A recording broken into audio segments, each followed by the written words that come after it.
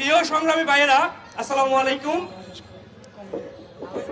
আপনারা জানেন বিজয়ের পর 6 মাস অতিবাহিত হয়ে গিয়েছে, এখনো পর্যন্ত আমরা দৃশ্যমান কোনো বিচার ব্যবস্থা দেখিনি। আপনারা সিরিয়াতে লক্ষ্য করলে দেখবেন, সিরিয়াতেও একটা বিপ্লব ঘটেছিল।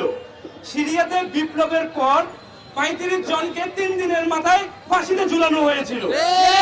সেই জায়গায় বাংলাদেশে ফাঁসি তো দূরের কথা, একজন এমপি বা মন্ত্রীকে এখনো পর্যন্ত যাবজ্জীবন পর্যন্ত দেওয়া হয়নি।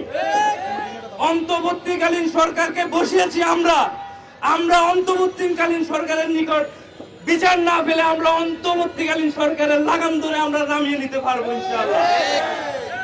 গত পরশুদিন আমরা চিটাগংয়ে দেখেছি 3টি কমিটি হয়েছিল, রাতের কমিটি বলবো আমি, একটা মহানগর, একটা চট্টগ্রাম উত্তর, একটা চট্টগ্রাম দক্ষিণ।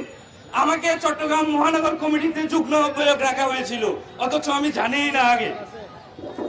এই কমিটিতে ছাত্রলীগ এবং ডট গ্যাং এর গুন্ডাদেরকে এবং যে আহ্বায়ক এই কমিটি, সে একজন চাঁদাবাজ, লিস্টেড চাঁদাবাজ, তার বিরুদ্ধে কয়েকটা নিউজ পেপারে সংবাদ মাধ্যমে নিউজ এসেছিল যে তার 10 লক্ষ টাকার চাঁদাবাজির বিভিন্ন রিপোর্ট আছে এবং আছে।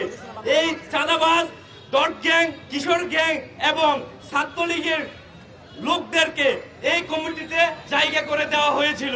তাই আমরা চট্টগ্রামের সাধারণ শিক্ষার্থী যারা চট্টগ্রামে জুলাই বিপ্লব আন্দোলনের সম্মুখ সারিতে অংশগ্রহণ করেছিলাম, এই কমিটিকে আমরা অবঞ্চিত ঘোষণা করছি এবং এই কমিটি আমরা মানবো না।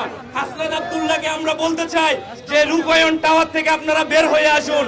প্রধানমন্ত্রী শেখ হাসিনাও তখন নিজের কৃতিত্ব দেখাইছিল যে আমার এই যে রাজাকার, বাঙালিরা হচ্ছে রাজাকার, আমাদেরকে রাজাকার ইয়ে দিয়েছিল।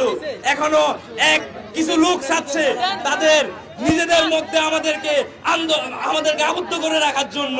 আসলে আমরা মাঠে নেমেছিলাম কেন? বৈষম্যের বিরুদ্ধে আন্দোলন করার জন্য।